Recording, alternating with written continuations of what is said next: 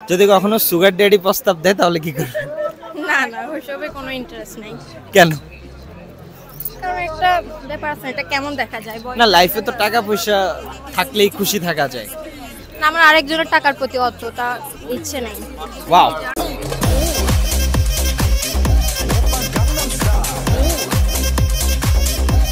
কোন দেশকে বেশি ভালো লাগে বাংলাদেশ ছাড়া?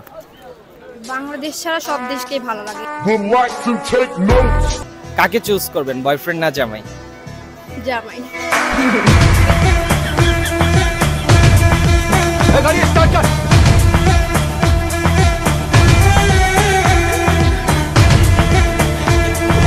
High, hello.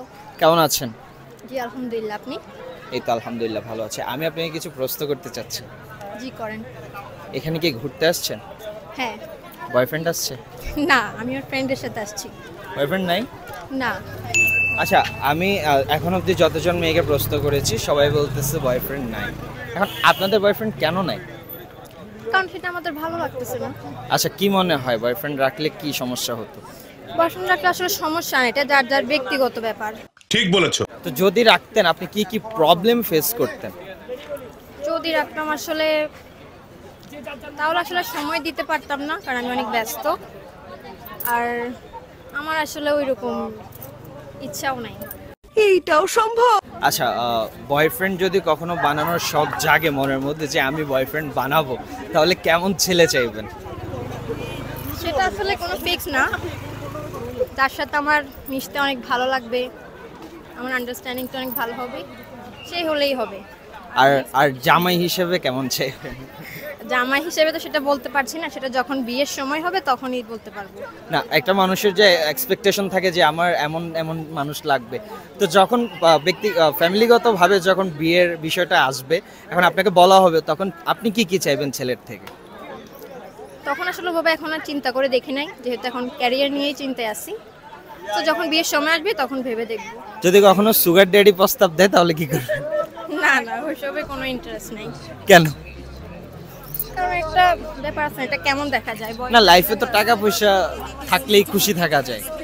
না, আমার আরেকজনের টাকার প্রতি অতটা ইচ্ছে নেই। ওয়াও।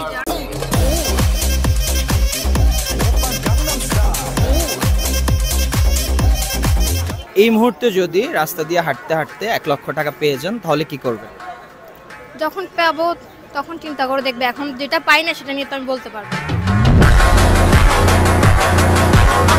আচ্ছা, দেশের প্রধানমন্ত্রী যদি আপনি হতেন তাহলে সর্বপ্রথম কোন জিনিসটা পরিবর্তন করতেন? Education system. কিন্তু কেন, কি মনে হয়? কারণ আমরা পড়ালেখা করতেছি সেই জন্য। আরে कहना क्या चाहते हो? পড়ালেখা বেশি প্যারা দিচ্ছে? অবশ্যই। আচ্ছা। সিস্টেম আপডেট হলে তো প্যারা খাবোই, স্বাভাবিক। পড়ালেখার বিপরীতে কি বসাতেন? পড়ালেখার বিপরীতে কিছু বসাতাম না, জাস্ট সিস্টেমটাকে একটু চেঞ্জ করতাম। আচ্ছা, যদি একদিনের জন্য প্রধানমন্ত্রী বানানো হতো আর যে কোনো একটা কাজ আপনাকে করতে দেওয়া হতো, তাহলে কোন কাজটা করতেন? সেটা আসলে এখন বলতে পারছি না, যদি হতাম তাহলে দেখা যেত। আপনি যদি কখনো আলাদিনের চেরাগ পান আর আপনাকে 3টা উইশ করতে বলে, তাহলে কোন 3টা উইশ করবেন?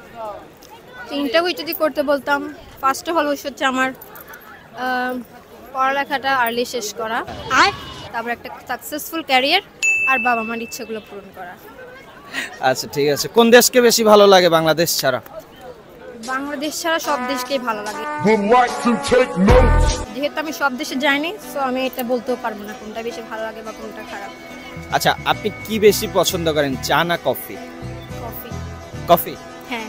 আচ্ছা, কাকে চুজ করবেন, বয়ফ্রেন্ড না জামাই? জামাই।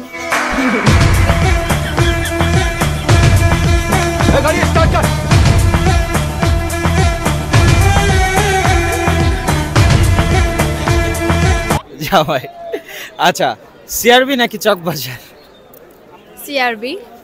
কেন, চকবাজারকে ভালো লাগে না আপনার বাসা যেখানে? চকবাজার ভালো লাগে, বাট সিআরবি হচ্ছে একটা আড্ডাখানা, এই জন্য। আচ্ছা, ঠিক আছে। আমার নেক্সট কোশ্চেন হচ্ছে পড়ালেখা নাকি ঘোরাঘুরি? অবভিয়াসলি ঘোরাঘুরি। জানতাম। ওকে, ধন্যবাদ আপনাকে। আচ্ছা। ওকে, থ্যাংক ইউ।